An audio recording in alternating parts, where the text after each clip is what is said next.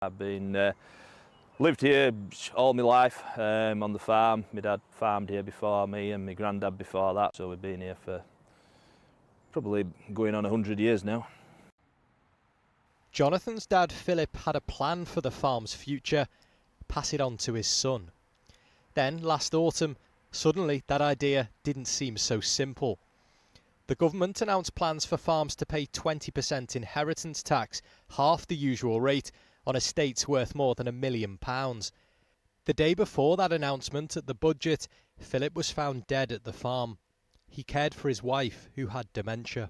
How worried was your dad about these inheritance tax changes? Up to the months before the budget, that was the only topic of conversation. That I think he'd just got to the stage where he thought, you know, the government's not taking my farm. He wasn't prepared to risk it, and took his own life. Sadly, I mean, he was struggling looking after my mum, but he wasn't in any way depressed, other than the stress of looking after my mum. And it was just the final sort of nail in the coffin was the thought of, you know, something you've worked for all your life and has not been able to afford to pay for it.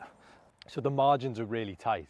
The margins are tight. I mean, we're asset rich, but we can't cash those in. If we cash them in, the farm's gone. So it's worth £2 million, so that's £200,000 in inheritance tax we'd have to find because it was only in my dad's name. When you're only earning 15, 20,000 a year, that's a heck of a lot of borrowing to pay.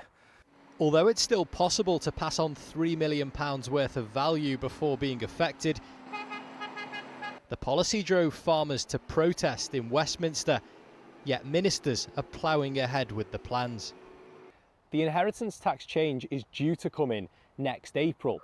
The government claims it'll only affect around 500 estates, although farmers say that's a huge underestimate. And now opposition MPs are calling for it to be delayed by another year, with fears of exacerbating existing mental health issues in the farming community.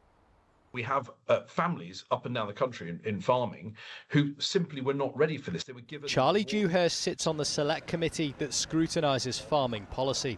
I was frankly astonished when the Secretary of State said to the committee last week that this money would help to provide extra mental health services in rural communities. I mean, this is the Secretary of State who is causing these mental health issues. And quite frankly, on the one hand, he's saying, well, it's going to raise £500 million per year. And on the other hand, saying it's fine because farmers will change their business arrangements to avoid this tax. The two things simply don't add up. To make ends meet, farmers like Jonathan have already diversified. Pigs were once kept in this field, now it's a campsite. Making big changes on a 70-acre farm takes time though. That's why Jonathan says delaying the inheritance tax policy would help farmers adjust. There's no sign of that happening though. I'm desperately sorry to hear about anybody who's taken their life, and any suicide is a complete tragedy. The Chancellor has no plans to review any of the tax measures in her budget at the moment, but I think what I can say to farmers out there is that we're serious about supporting you and supporting farmers. We hugely value the contribution that you bring to this country, and that's why we need to make the farming sector profitable. I mean, from speaking to them, they don't feel hugely valued. They feel like this policy is gonna wipe farms out. Well, we absolutely value farmers and we have huge respect for them. We know how hard farmers work. 7 months to the day after Jonathan lost his father, the inquest into Philip's death was held this afternoon.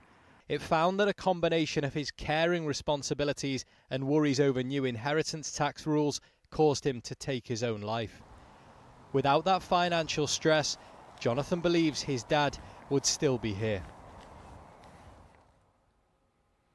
Andrew Misery reporting, and if you've been affected by any of the themes in that report, help is available on our website, channel4.com/support.